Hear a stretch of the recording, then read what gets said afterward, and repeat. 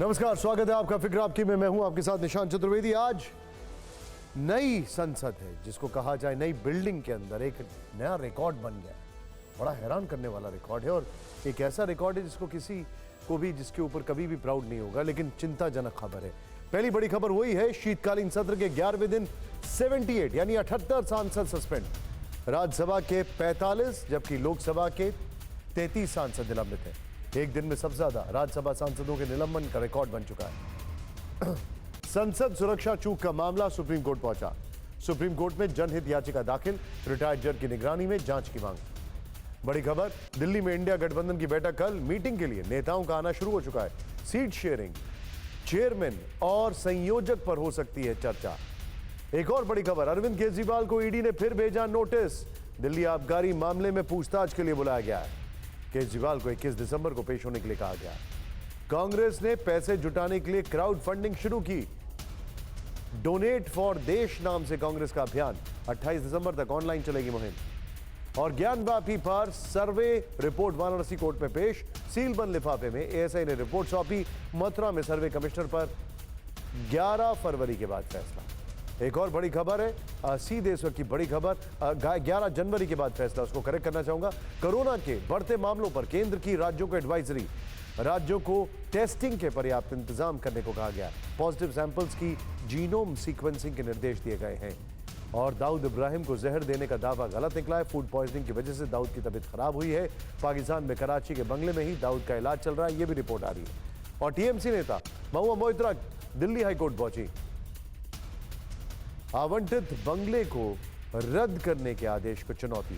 संसद सदस्यता जाने के बाद 7 फरवरी तक आवाज छोड़ने का आदेश है। तब आपको बताते हैं कुछ आज की बड़ी खबर। हमारे कर्टन रेजर में कौन कौन सी खबरें हैं जो आपके लिए देखना जरूरी है। पहली बड़ी खबर जो आपके सामने, हैरान करने वाली खबर है और उसमें क्या सच है क्या झूठ है। दाऊद इब्राहिम, खबर आई कि वो पहले खबर आई क्यों मारा गया, फिर खबर आई फूड पॉइजनिंग हो गई, फिर खबर आई अस्पताल में, फिर खबर आई कि किडनी के इलाज के लिए अस्पताल में गया। सच क्या है? अंडरवर्ल्ड डॉन दाऊद इब्राहिम को जहर देने के दावे की पड़ताल करेंगे। दूसरी खबर, संसद में आज क्यों रिकॉर्ड विपक्षी सांसदों को सस्पेंड किया गया, सोचिए जरा। तीसरी खबर, कांग्रेस को जनता की फंडिंग की जरूरत क्यों पड़ी है। चौथी खबर, हमास के सबसे बड़े सुरंग लोग दिखाएंगे जिसमें सिनवार गाड़ी चला रहा है। पांचवी खबर, इजराइल के खिलाफ ईरान का हनी ट्रैप क्या है, यह भी बताएंगे। लेकिन पहली बड़ी खबर, दाऊद हिस्ट्री हो चुका है लेकिन अभी भी मोस्ट वांटेड लिस्ट में। और बड़ी खबर यह है कि पाकिस्तान में भारत के न जाने कितने मोस्ट वांटेड, न जाने कैसे इत्तेफाक संयोग से अपने आप खत्म होते जा रहे हैं। तो दाऊद को लेकर परेशान होने वाली बात यह है कि दाऊद को हुआ क्या, क्योंकि दाऊद अभी हमारी पकड़ में आना बाकी है। अभी हमें उसको भारत की जेल में लाना बाकी है। क्या भारत का दुश्मन नंबर 1, मुंबई के 1993 बम धमाके का आरोपी most wanted mafia Dawood Ibrahim को पाकिस्तान में जहर दिया गया? आज सुबह से यह खबर सोशल मीडिया पर ट्रेंड कर रही है। तमाम न्यूज चैनल्स दावा कर रहे हैं कि 68 साल का दाऊद इब्राहिम, उसको जहर देकर मारने की कोशिश हुई। वो कराची के एक अस्पताल में है। टीवी 9 भारतवर्ष दाऊद इब्राहिम को जहर देने के दावे पर बड़ा खुलासा करने जा रहा है। हम आपको बताने जा रहे हैं कि दाऊद इब्राहिम को जहर देने का दावा गलत है। दाऊद इब्राहिम को कोई जहर नहीं दिया गया। हां, लेकिन यह जरूर हुआ है कि भारत के इस दावे पर मोहर लग गई है कि दाऊद पाकिस्तान में ही मौजूद है, क्योंकि पाकिस्तान दाऊद के अपने यहां होने से इनकार करता रहा है। अब आपके मन में कुछ सवाल होंगे, जैसे अगर दाऊद को जहर नहीं दिया गया तो अस्पताल में भर्ती होने का दावा क्या है? दाऊद को जहर दिए जाने की खबरों के पीछे पाकिस्तान में इंटरनेट डाउन क्यों हुआ है? अगर दाऊद को जहर नहीं दिया गया है तो इन चर्चाओं ने जोर कैसे पकड़ा? इन सब सवालों का जवाब क्या है, ये रिपोर्ट है।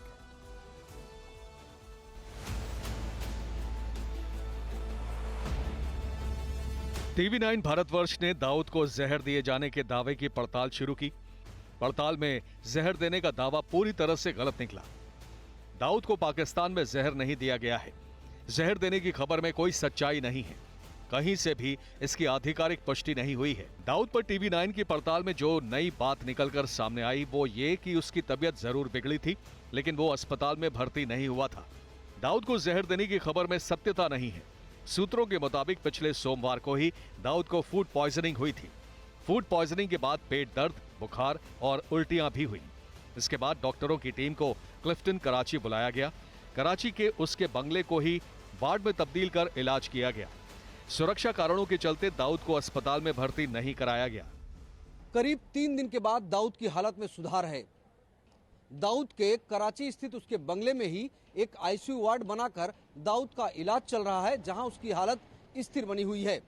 टीवी 9 भारतवर्ष को मुंबई के एक सीनियर अधिकारी ने इस बात की पुष्टि की कि दाऊद की बीमारी की बात तो सही है, लेकिन उसको जहर देने की खबर में कोई तथ्य नहीं है। उसकी मरने की खबर मेरे ख्याल से बहुत मुश्किल है कंफर्म होना। दाऊद से जुड़े तथ्य को और पुख्ता करने के लिए हमारे संवाददाता राजीव सिंह ने दाऊद पर किताबें लिखने वाले वरिष्ठ पत्रकार विवेक अग्रवाल से बात की। उन्होंने भी जहर दिए जाने के दावे को गलत बताया है। कोई भी आदमी जो कि खाना बनाता है वो इतनी बड़ी रिस्क क्यों लेगा कि जो खाना दाऊद के लिए बना है उसमें जहर डाला है वही खाना वो खुद क्यों खाएगा। ये जो सारी की सारी प्रोसेस है, इस प्रोसेस में ये बहुत ही असंभव सी बात है कि दाऊद इब्राहिम को किसी भी तरीके से जो है जहर दिया जा सके। साफ है दाऊद को जहर देने का दावा गलत है, लेकिन फिर पाकिस्तान में इंटरनेट डाउन होने का सच क्या है, ये खुलासा बाकी है। दाऊद को जहर दिए जाने की चर्चा ने उस वक्त जोर पकड़ा था जब पाकिस्तानी पत्रकार आरजू कासमी ने अपने यूट्यूब चैनल पर इस खबर को लेकर दावा किया। आरजू कासमी ने ही पाकिस्तान में इंटरनेट डाउन होने का दावा किया। अब हमने दाऊद की खबर और पाकिस्तान में इंटरनेट डाउन होने के कनेक्शन की पड़ताल की। क्या वाकई दाऊद की खबर को दबाने के लिए पाकिस्तानी हुकूमत ने इंटरनेट डाउन किया या इसके पीछे भी कारण कुछ और?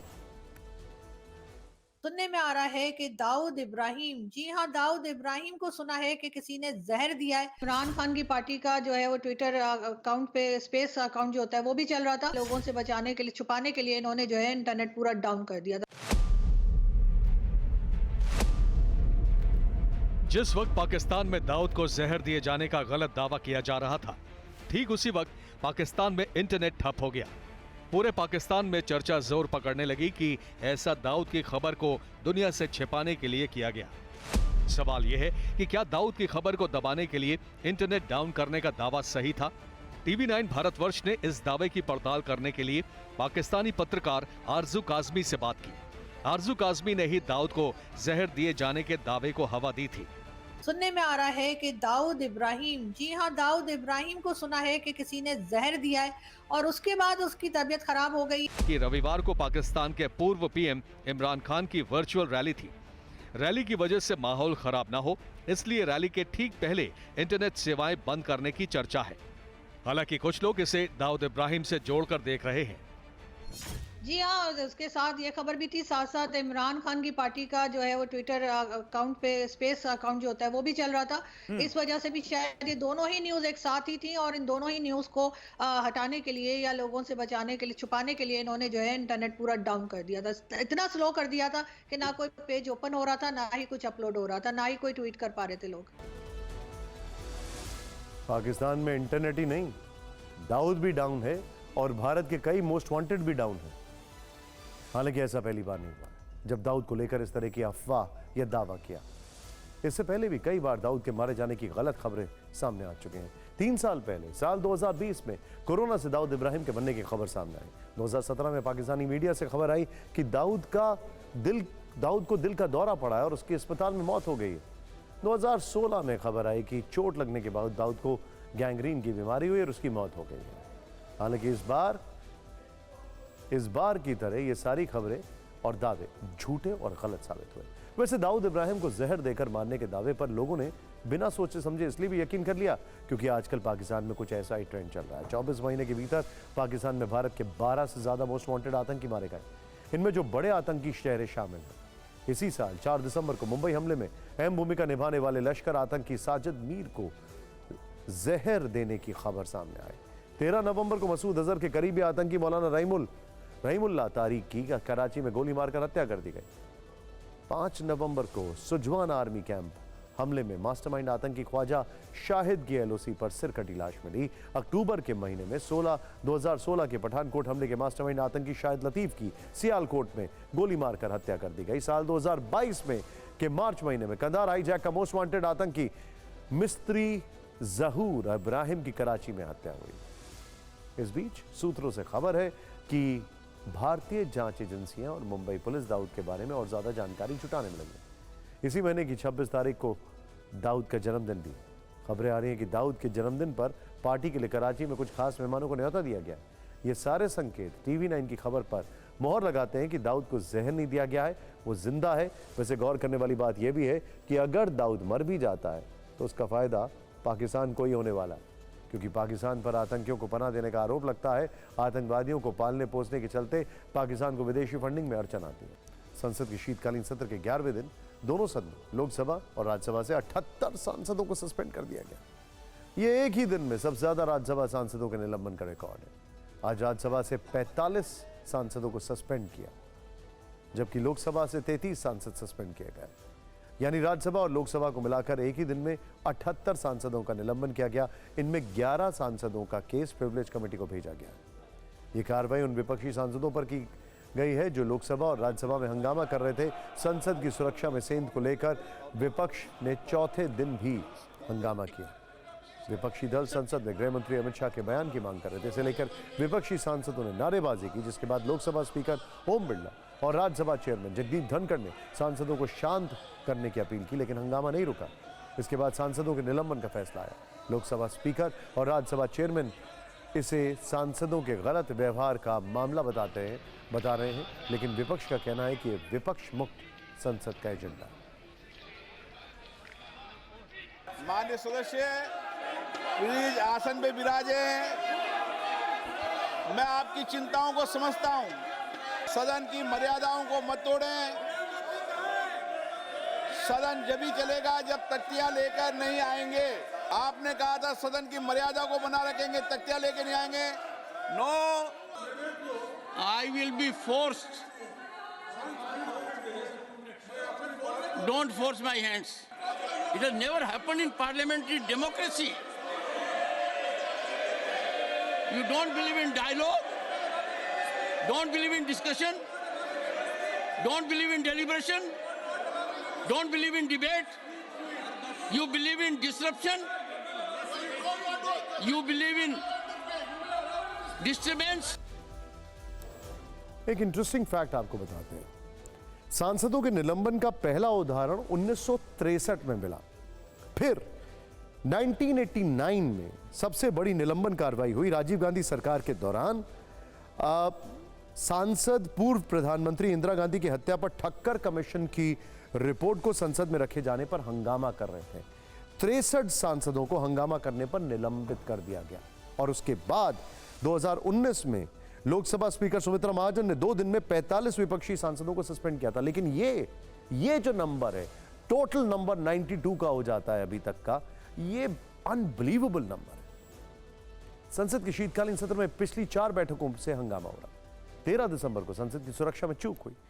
इसी के बाद से विपक्षी दलों ने इसे मुद्दा बना लिया। विपक्षी दल इस मामले में गृह मंत्री के बयान देने की मांग कर रहे हैं। संसद में सेंध लगने के अगले दिन विपक्षी दलों ने मुद्दा उठाया था। उस दिन भी 1 दर्जन से ज्यादा सांसद सस्पेंड किए गए थे। आज लोकसभा से जिन 33 सांसदों को सस्पेंड किया गया है, उनमें कांग्रेस संसदीय दल के नेता अधीर रंजन चौधरी सहित कांग्रेस के 11 हैं, टीएमसी और डीएमके के 9 हैं और अन्य 4 हैं।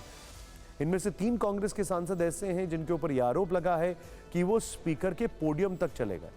मामला प्रिविलेज कमेटी के पास भी गया है। शायद मौजूदा सत्र में लोकसभा में अब तक 46 सांसद सस्पेंड किए गए। 14 दिसंबर को 13 निलंबित किए गए थे। आज 33 सांसदों को निलंबित किया गया है। राज्यसभा में भी मौजूदा सत्र में 46 सांसदों का निलंबन हुआ है। टीएमसी सांसद डेरेक ओब्रायन को 14 दिसंबर को निलंबित किया गया था। आज 45 सांसदों को सस्पेंड किया गया। इस तरह दोनों सदनों में अब तक 92 सांसदों को निलंबन किया जा चुका। सर्वसम्मति से स्वीकृति हुआ था कि सदन में हम प्लेकार्ड्स नहीं लाएंगे। आपने कहा था सदन की मर्यादा को बना रखेंगे, तख्तियां लेके नहीं आएंगे। नो, बार बार अनुरोध पर विपक्ष के नेताओं तक ने उनकी बात नहीं सुनी। वेल में आए, अपनी सीट से निकल के हर प्रकार का व्यवधान किया। आज की सरकार तानाशाही की चरम शिखर पर पहुंच गए हैं। बाहुबली की डंडा घुमा रहे हैं और सारे सदन को जैसे कि अपने पार्टी ऑफिस के मुताबिक चलाना चाहते हैं। सदन आरएसएस और बीजेपी के तो पार्टी ऑफिस नहीं बन सकते। आप अपने विरुद्ध कार्रवाई को आमंत्रित कर रहे हैं। देश आज साफ साफ देख रहा है कि पार्लियामेंट के अंदर कैसे बुलडोजर चलाया जा रहा है। विरोधियों को कुचलने का एक प्रक्रिया है और सिर्फ अमित शाह जी को उनके विफलताओं को बचाने के लिए एक बुलडोजर चला रहे हैं। वो निरंतर हंगामा कर रहे थे, माननीय स्पीकर महोदय उनको अनुरोध कर रहे थे। तुरंत फिर जो लोग प्लेकार्ड लेकर के हंगामा कर रहे थे, मर्यादा भंग कर रहे थे, उनको नेमिंग उनकी हुई और फिर संसदीय कार्य मंत्री प्रस्ताव लाए और सदन ने उनको निलंबित कर दिया। सरकार ने बिल्कुल ये कह दिया भी हम कोई यहाँ पे आवाज नहीं उठाने देंगे, कोई भी बात जो भी पार्लियामेंट में हुई है उसके बारे में हम बोलने नहीं देंगे, और अगर कोई ट्राई कर रहा है तो उसको सस्पेंड करके बाहर फेंक रहे हैं। जब काला दौर होता है ना, तो तानाशाह को ऐसी ही संसद चाहिए कि जहां लोग बकरी मेमने की तरह मैं करते रहे।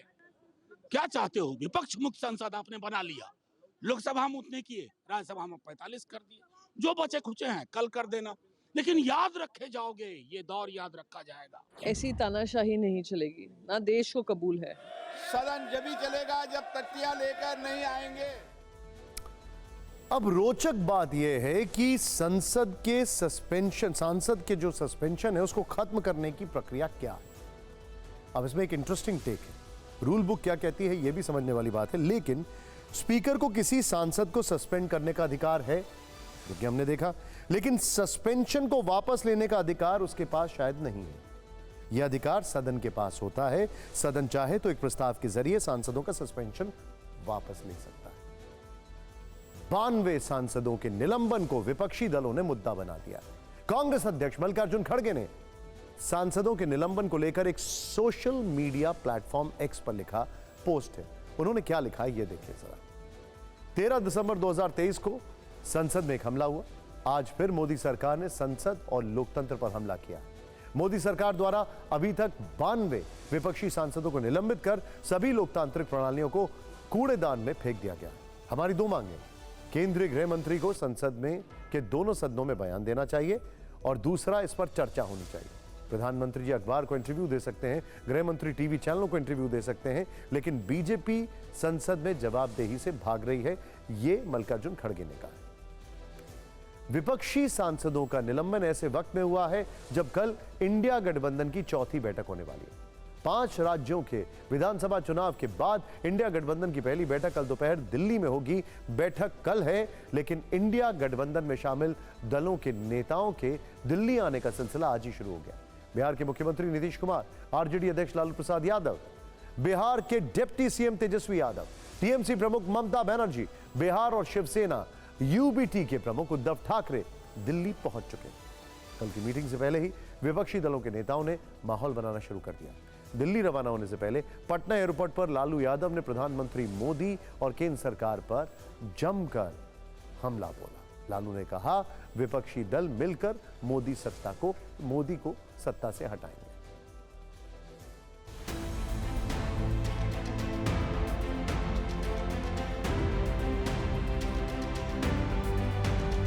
इंडिया गठबंधन के बैठक में हम सब लोग आए हैं। इंडिया गठबंधन इस बार देश में सत्ता बनाएगा और हम लोग जीतेंगे, और सब लोग मिलजुल करके हम लोग एकजुट हैं और एकताबद्ध होकर के हम लोग नरेंद्र मोदी के सरकार को उखाड़ के फेंकेंगे।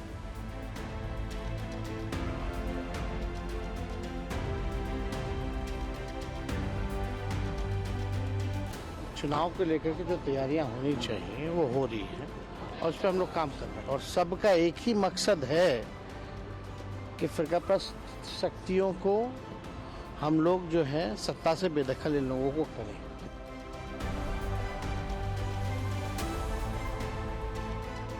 देखिए, नीतीश कुमार का तो समय चला गया। जब से उन्होंने विधानमंडल में दलित और महिलाओं के बारे में जिस प्रकार की ओछी टिप्पणी की, उसके बाद उनकी जो दावेदारी थी संयोजक पद के लिए, वह दावेदारी भी खत्म हो गई। प्रधानमंत्री पद का उम्मीदवार तो दूर की बात, जो संयोजक बनने से वो खुश थी कि मैं संयोजक बन जाऊंगा, वो दावेदारी खत्म हो गई।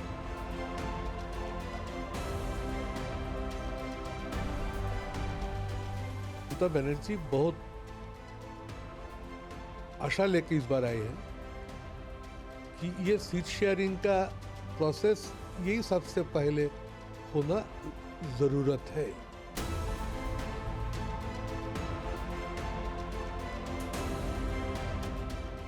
अगर किसी में इंडी गठबंधन में हिम्मत है तो एक व्यक्ति जाके नरेंद्र मोदी से बनारस लड़ ले, चुनाव में नीतीश कुमार हो या आरजेडी का कोई हो। अरे ये सब आईवास है, अपने स्वार्थों के लिए जा रहा है।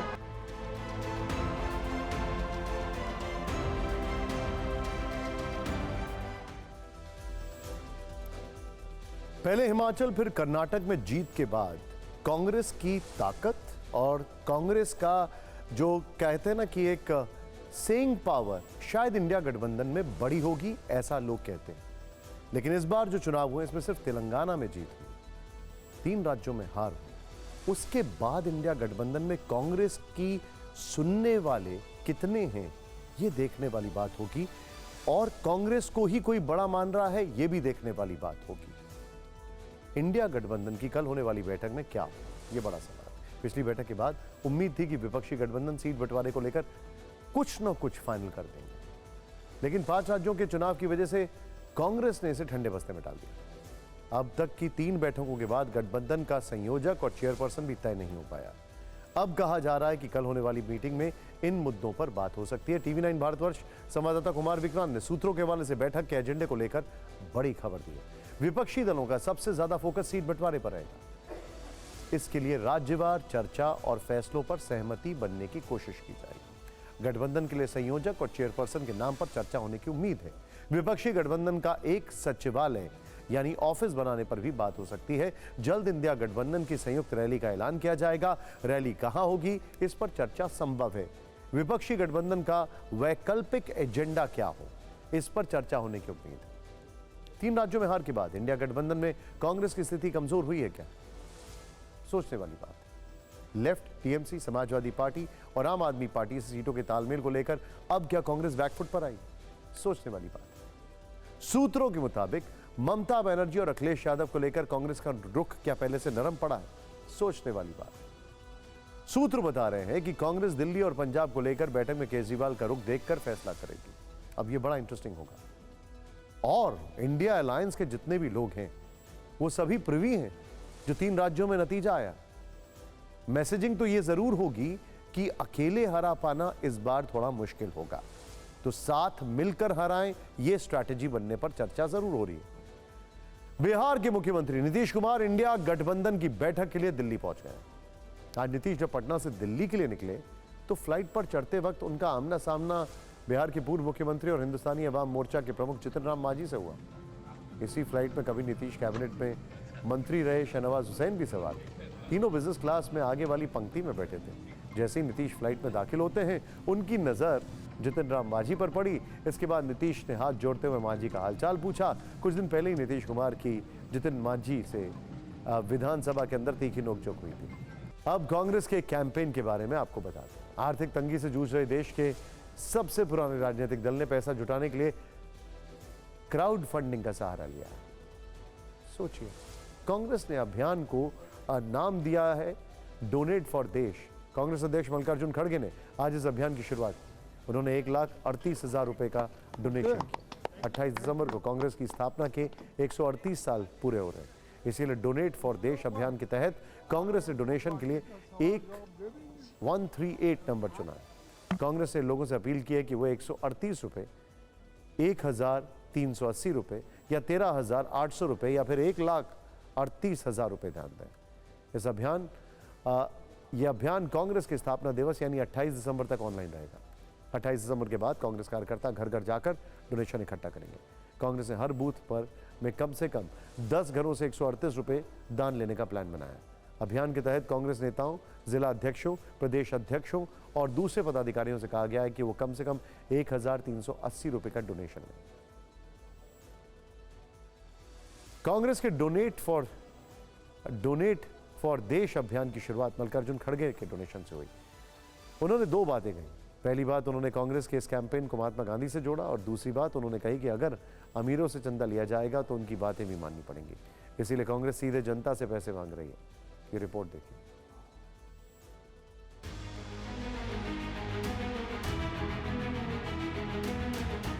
खरगे जी आज लॉन्च कर रहे हैं डोनेट फॉर देश। कांग्रेस के गौरवशाली 138 वर्ष पूरे हुए और वो 138 वर्ष पूरे होने पे खरगे जी आज कांग्रेस के लिए डोनेट कर रहे हैं। महात्मा गांधी जी भी सब लोगों से डोनेशन लेकर ही देश को आज़ाद कराया है, तो इसीलिए हम ये मुहिम को आगे बढ़ाना चाहते हैं। अमीरों के ऊपर ही अगर आप भरोसा करके काम करते जाएंगे तो ये कल के दिन उनके कार्यक्रम को और उनके पॉलिसीज़ को हमको मानना पड़ता है। इस तरीके के बाद जब हम डोर टू डोर कांग्रेस के सिंपथाइजर से मिलने जाएंगे तो अपने आप में वो विन विन सिचुएशन है। एक तो हमारा उनसे संपर्क हो जाएगा, दूसरा अगर विलिंगली कोई कांग्रेस के लिए कंट्रीब्यूट करना चाहता है तो कंट्रीब्यूशन भी आ जाएगा। तो एक संपर्क का माध्यम भी जो है वो इसके माध्यम से होगा, तो हम लोग उत्साहित हैं। 138 या 1380 या 13,800 या 1,38,000 ये इस चीज को दर्शाता है कि कांग्रेस पार्टी के गौरवशाली 138 वर्ष पूरे हुए। चुनाव लड़ने के लिए, जनता के बीच जाने के लिए क्राउड फंडिंग यानी जनता से दान की मांग की है। खरगे ने दान दिया है 1,38,000 रुपए और माना जा रहा है कि जल्दी ही एक ऐसा ही इवेंट राहुल गांधी के साथ भी कांग्रेस पार्टी लॉन्च करेगी, जिसमें राहुल गांधी भी फंडिंग करेंगे कांग्रेस पार्टी के लिए। कांग्रेस के क्राउड फंडिंग कैंपेन को लेकर कांग्रेस नेता राहुल गांधी ने सोशल मीडिया पर पोस्ट की। उन्होंने कांग्रेस को डोनेशन देने की अपील की। कांग्रेस के इस कैंपेन पर बीजेपी ने तीखे तंज किए। बीजेपी के आईटी सेल के हेड अमित मालवीय ने सोशल मीडिया पर लिखा, कांग्रेस को दिया हर एक पैसा सीधा राहुल गांधी की जेब में जाएगा, जिससे वो देश विदेश में ऐशो आराम की जिंदगी बिताएंगे। इस राजनीति के बीच सवाल यह है कि आखिर कांग्रेस को क्राउड फंडिंग के जरिए पैसा जुटाने की जरूरत क्यों पड़ी। सवाल यह है कि क्या देश में 50 साल से ज्यादा राज करने वाली कांग्रेस की आर्थिक स्थिति इतनी खराब हो गई है कि उसे पार्टी चलाने के लिए क्राउड फंडिंग की जरूरत पड़ रही है। क्या कांग्रेस ने क्राउड फंडिंग के जरिए एक इमोशनल कार्ड खेला? क्या कांग्रेस इस अभियान के जरिए सीधे जनता तक पहुंचना चाहती है? 3 राज्यों में हार से कांग्रेस कार्यकर्ता हतोत्साहित हैं। क्या कांग्रेस क्राउड फंडिंग के जरिए कार्यकर्ताओं का जोश बढ़ाना चाहती है, कार्यकर्ताओं को एक्टिव करना चाहती है? कांग्रेस ने अभियान लोकसभा चुनाव से पहले शुरू किया। पार्टी को लगता है कि ऐसे अभियान से कार्यकर्ता और जनता के बीच संपर्क बढ़ेगा, जिसका फायदा चुनावों में होगा। आपके मन में सवाल होगा कि आखिर कांग्रेस ने पैसा जुटाने के लिए क्राउड फंडिंग का सहारा क्यों लिया और क्राउड फंडिंग का इतिहास क्या है? कांग्रेस महासचिव केसी वेणुगोपाल के मुताबिक डोनेट फॉर देश अभियान महात्मा गांधी के तिलक स्वराज फंड से प्रेरित। महात्मा गांधी ने तिलक स्वराज फंड की स्थापना 1921 में की थी। भारत पाकिस्तान के युद्ध के समय क्राउड फंडिंग के जरिए लोगों से चंदा मांगा गया था। देश में लेफ्ट पार्टियों का क्राउड फंडिंग का लंबा इतिहास रहा है। लेफ्ट पार्टियां जनता के बीच जाकर चंदा इकट्ठा करती हैं। अमेरिका में क्राउड फंडिंग की पुरानी परंपरा है। चाहे डेमोक्रेटिक पार्टी के नेताओं या फिर रिपब्लिकन पार्टी के नेता, चुनाव लड़ने के लिए क्राउड फंडिंग की जाती है। इस सब के बीच में कांग्रेस ने लोकसभा चुनाव के लिए फंड जुटाने के लिए डोनेट फॉर देश अभियान में जोर शोर से लॉन्च किया, लेकिन इस नाम का डोमेन बीजेपी ने पहले ही अपने नाम कर लिया। यानी गूगल पर आप कांग्रेस को चंदा देने के लिए डोनेट फॉर देश.org सर्च करेंगे तो बीजेपी का पेज खुलेगा। कांग्रेस के कैंपेन लॉन्च करने के बाद ही बीजेपी ने इसे अपने नाम से रजिस्टर कर लिया, जबकि डोनेट फॉर देश.com डोमेन 16 दिसंबर को ऑप इंडिया के नाम से रजिस्टर हो चुका है। अब अगली 2 खबर करोड़ों हिंदुओं की आस्था से जुड़ी। पहली खबर ज्ञानव्यापी को लेकर है। आज वाराणसी की जिला अदालत में आर्कियोलॉजिकल सर्वे ऑफ इंडिया ने सर्वे रिपोर्ट पेश की। रिपोर्ट को सफेद रंग के सीलबंद लिफाफे में पेश किया गया। दूसरी खबर मथुरा की शाही ईदगाह मस्जिद पर इलाहाबाद हाईकोर्ट से आई।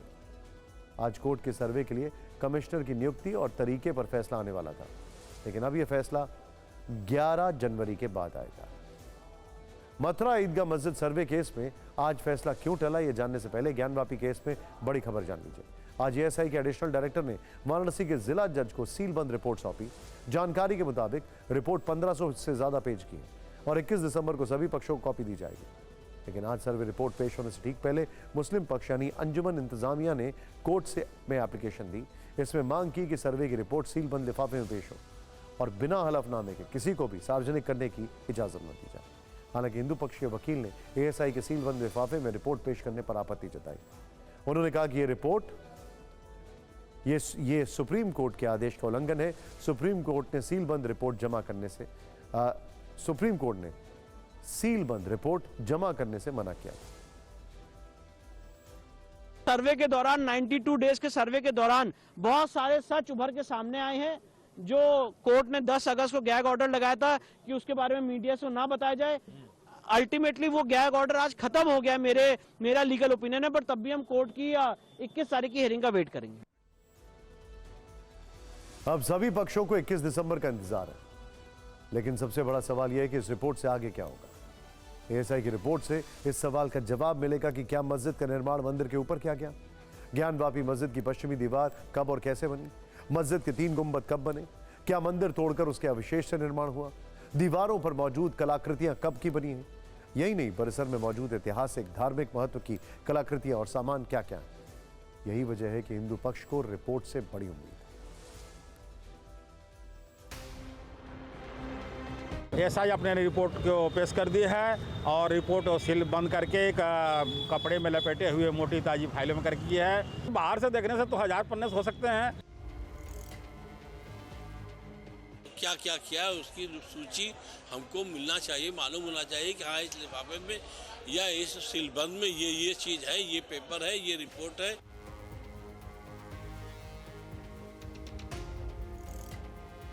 लोग जो ये चाहते हैं माननीय न्यायालय में जैसे ही गया वह पब्लिक प्रॉपर्टी हो जाती है, हम उसको लेकर के जो अपने अधिवक्ताओं को और जन सामान्य पूरे देश के लोगों को साफ साफ मालूम हो जाए कि यह मंदिर था, सारे साक्ष्य मंदिर के हैं, यह सबके सामने आ जाएगी।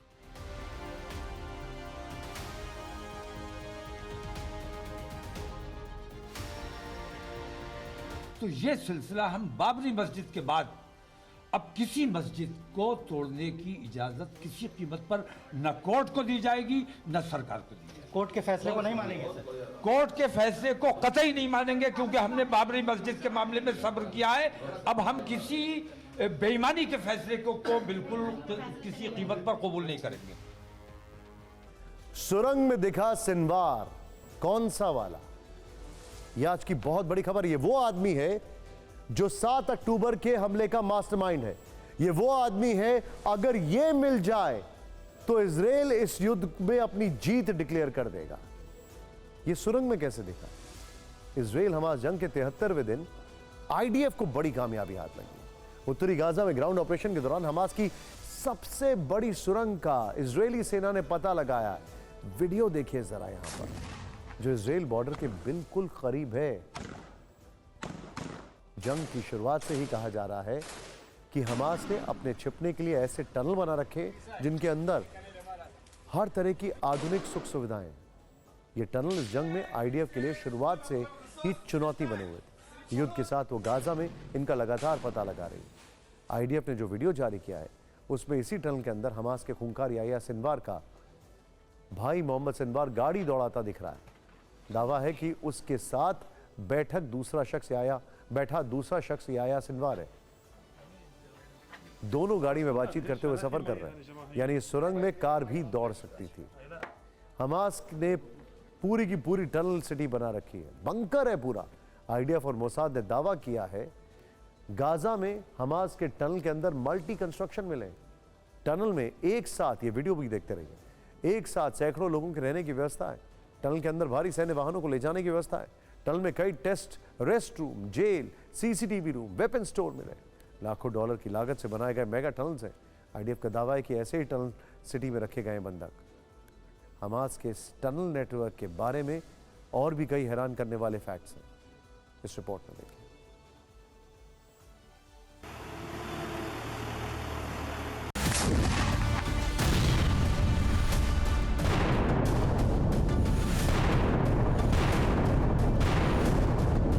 हमास के टनल के सबसे नए वीडियो में दिख रहा शख्स अगर याह्या सिनवार है तो 7 अक्टूबर के बाद ऐसा पहली बार है जब उसका चेहरा सामने आया।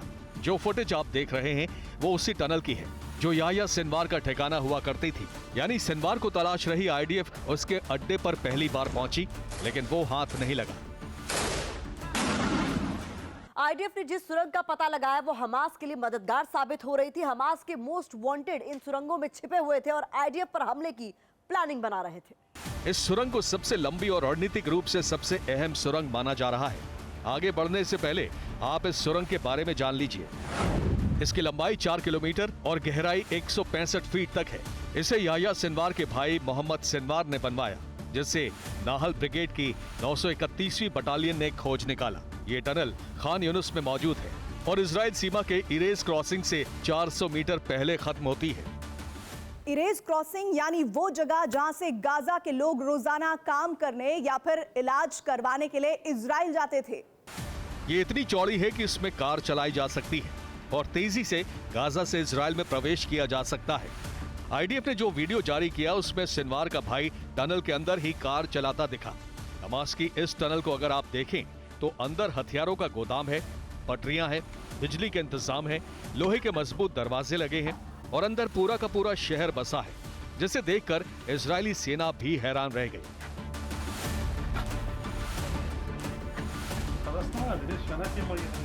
सेंट्रल खान यूनिस पर कंट्रोल के बाद आईडीएफ ने इस सुरंग को खोजा, जिसे पत्रकारों को भी दिखाया गया।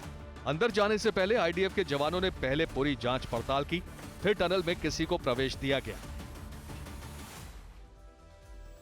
अब आपको बताते हैं 4 किलोमीटर लंबी इस सुरंग का इस्तेमाल हमास के नेता कैसे करते थे।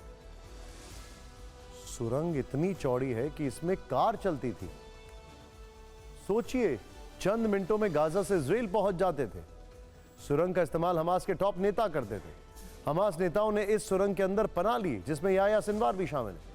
इस सुरंग में बंधकों को भी रखे जाने की आशंका है। ऐशो आराम की चीजों के अलावा सैटेलाइट फोन मिला है। इलेक्ट्रॉनिक मैपिंग के जरिए सुरंग का पता लगा।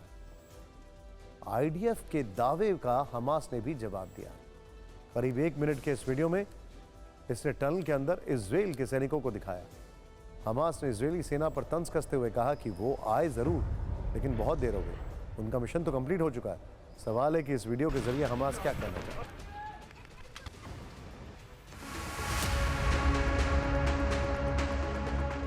गाजा युद्ध के बीच जिस सुरंग को लेकर इजरायली डिफेंस फोर्सेस ने बड़े बड़े दावे किए, उस पर हमास का जवाब भी आ गया। आईडीएफ का कहना है कि खान यूनिस में मौजूद ये हमास की सबसे बड़ी सुरंग है, जहां से उसके खिलाफ ऑपरेशन किया जाना था, लेकिन हमास के इस प्लान पर उसने पानी फेर दिया।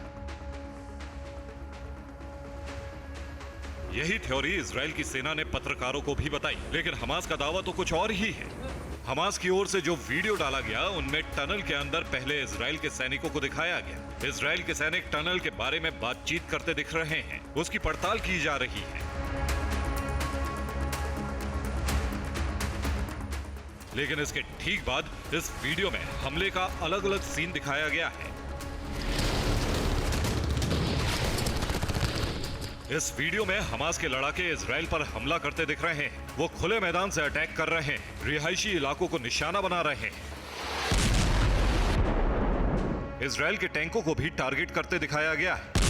इसके अलावा इसी वीडियो में कुछ लोगों को बंधक बनाए जाने का शॉट भी जोड़ा गया है, क्योंकि इस वीडियो के जरिए हमास ये बताना चाह रहा है कि इजराइल सीमा के पास मौजूद इस सुरंग के जरिए उसने कितनी तबाही मचाई। लगता तो यही है।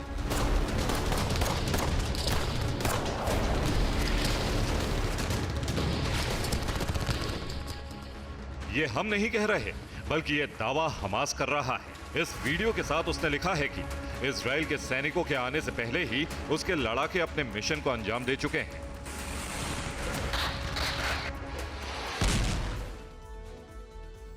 हमास की सुरंग लोग के बाद खबर ईरान के हनी ट्रैप की। एक तरफ ईरान हमास, हूती और हिजबुल्लाह के सहारे इजराइल और अमेरिका के खिलाफ प्रॉक्सी वॉर लड़ रहा है। लाल सागर, लेबनान बॉर्डर समेत इजराइल को 3 मोर्चों पर घेरने की कोशिश कर रहा है। दूसरी तरफ उसने हमास की मदद के लिए सोशल मीडिया प्लेटफॉर्म के जरिए इजरायली सैनिकों को फंसाने का प्लान तैयार किया। इसके लिए ईरान ने हनी ट्रैप का सहारा लिया।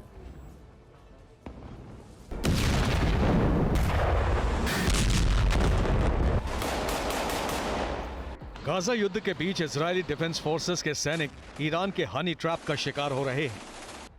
द यरूशलेम पोस्ट की रिपोर्ट के मुताबिक ईरान ने इजरायली सैनिकों को फंसाने के लिए हनी ट्रैप का सहारा लिया है। ईरान की इस्लामिक रेवोल्यूशनरी गार्ड कोर ने ईरान के मसाद शहर में हिब्रू बोलने वाली महिलाओं का एक ग्रुप तैयार किया है। इन महिलाओं को IRGC ने ट्रेनिंग दी है। ये महिलाएं सोशल मीडिया के जरिए IDF के सैनिकों से संपर्क करती हैं। ये महिलाएं सैनिकों को अपने आपत्तिजनक फोटो और वीडियो भेजती हैं। इसके बदले में इजरायली सैनिकों से सीक्रेट जानकारी हासिल करने की कोशिश की जाती है। यरूशलेम पोस्ट की रिपोर्ट के मुताबिक सोशल मीडिया पर ये महिलाएं फेक नाम और प्रोफाइल का इस्तेमाल करती हैं, लेकिन जो वीडियो भेजे जाते हैं वो रियल होते हैं। कभी महिलाओं को हैट में दिखाया जाता है, कभी वो भारी मेकअप में दिखती हैं, कभी आपत्तिजनक हालत में वीडियो शेयर करती हैं। जानकारी के मुताबिक अब तक ऐसे करीब 22 अलग अलग प्रोफाइल के बारे में पता चला है। इनमें से 2 महिलाओं के नाम भी सामने आए हैं जो ईरान के मशाद शहर की रहने वाली हैं। इन महिलाओं के जरिए हासिल की गई जानकारी को ईरान हमास के साथ साझा करता है। इससे पहले हमास भी जानकारी जुटाने के लिए इजरायल के खिलाफ हनी ट्रैप का इस्तेमाल करता रहा है। साल 2022 में IDF ने हमास के एक ऐसे ही नेटवर्क का पर्दाफाश किया था, जहां जवान महिलाएं खुफिया जानकारी हासिल करने के लिए सोशल नेटवर्क के जरिए IDF सैनिकों को टारगेट कर रही थीं। मिडिल ईस्ट में चल रहे इजराइल हमास जंग के बीच रूस ने एक बार फिर अपनी ताकत दिखाई, जिससे अमेरिका और पश्चिमी देश तनाव में आ गए। पुतिन ने दुनिया को अपने परमाणु मिसाइलों की ताकत दिखाई है। रूस ने ICBM यार्स को लोड कर दिया। इस अंतर महाद्वीपीय बैलिस्टिक मिसाइल की तैनाती बहुत बड़े विध्वंस के संकेत हैं। यूक्रेन से युद्ध के बीच ये दूसरी बार है जब रूस की सेना ने ऐसा किया। उसने ऐसा करके अपनी परमाणु ताकत का शक्ति प्रदर्शन किया। रूस ने अपनी एटमी शक्ति की तैनाती ऐसे वक्त में की है जब कीव ने उसे भारी नुकसान पहुंचाने का दावा किया। बीते कुछ दिनों में दोनों तरफ से भीषण युद्ध छिड़ा हुआ है। दोनों तरफ से ड्रोन अटैक हो रहे हैं। हाल ही में यूक्रेन ने दावा किया है कि इस जंग में रूस के लाखों सैनिक मारे जा चुके हैं। उसके बाद यार्ड्स मिसाइल का एक्शन मोड में आना बहुत बड़े खतरे की घंटी है।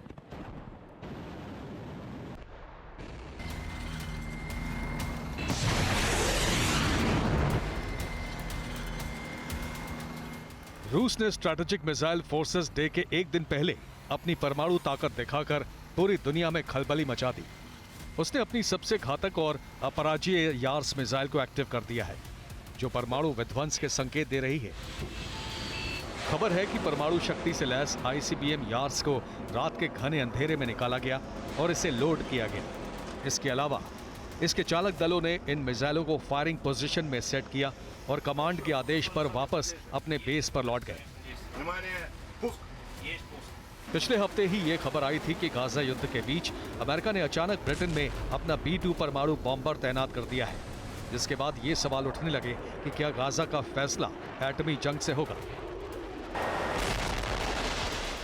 अमेरिका के इस बॉम्बर के उतरने के 2 दिन बाद अब रूस ने परमाणु मिसाइल को एक्टिवेट कर दिया है, यानी 2 सुपर पावर अपनी परमाणु ताकत का शक्ति प्रदर्शन कर रहे हैं। मतलब ये कि गाजा और यूक्रेन यानी 2 मोर्चे पर जारी जंग के बीच रूस ने अपनी न्यूक्लियर ताकत दिखाई है।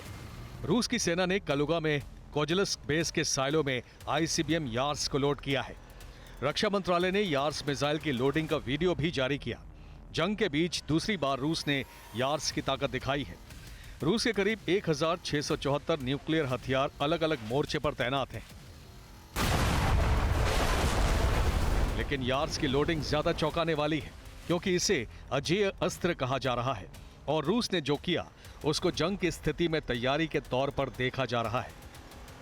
एटम बम लेकर उड़ने की ताकत रखने वाली ये मिसाइल अमेरिका तक परमाणु हमला कर सकती है। इससे पहले अगस्त में रूस ने इस महाविनाशक हथियार के साथ युद्धाभ्यास किया था। इसे खास तौर पर अमेरिका के लिए चेतावनी के तौर पर देखा जाता है। और अब देखते हैं टॉप 9 खबरें। प्रधानमंत्री मोदी ने वाराणसी दौरे के दूसरे दिन स्वरवेद महामंदिर का किया उद्घाटन। लोगों को 9 संकल्प दिलाए। कहा एक गरीब परिवार का संबल बनी और मदद करी। बेलगावी मामले पर बीजेपी की कमेटी ने पार्टी अध्यक्ष जेपी नड्डा को सौंपी रिपोर्ट। आदिवासी महिला को निर्वस्त्र कर घुमाने के मामले में बीजेपी की महिला सांसदों ने किया था दौरा। दिल्ली के लाजपत नगर का खौफनाक वीडियो आया सामने। एक ड्राइवर ने एक शख्स को बोनट पर लिटाकर दौड़ाई टेम्पो ट्रैवलर। युवक को गंभीर चोटें आई। बिहार के शेखपुरा में गोल्ड लोन बैंक से 2 करोड़ के सोने की लूट। कस्टमर बनकर आए थे 6 बदमाश, 20 मिनट में ही वारदात को दिया अंजाम। कट्टरपंथी जिहादी आतंकवादी गुट पर एनआईए का बड़ा एक्शन, देश भर के 19 ठिकानों पर हुई छापेमारी, महाराष्ट्र के साथ दक्षिण भारत के राज्यों में भी रेड। लखनऊ पीजीआई के ऑपरेशन थिएटर में लगी भीषण आग, एक महिला और एक बच्चे की मौत, वेंटिलेटर के फटने से लगी आग। कोल्हापुर दौरे पर संघ प्रमुख मोहन भागवत श्री अंबाबाई मंदिर में की पूजा अर्चना, पारंपरिक परिधान में नजर आए। कर्नाटक में बुजुर्गों के लिए मास्क पहनना अनिवार्य, केरल में कोरोना के बढ़ते मामलों के बीच एडवाइजरी भी जारी, केरल में मिला है कोविड का नया वेरिएंट का पहला केस। चेन्नई समेत तमिलनाडु के कई जिलों में भारी बारिश के बाद बाढ़, एनडीआरएफ एसडीआरएफ अलर्ट।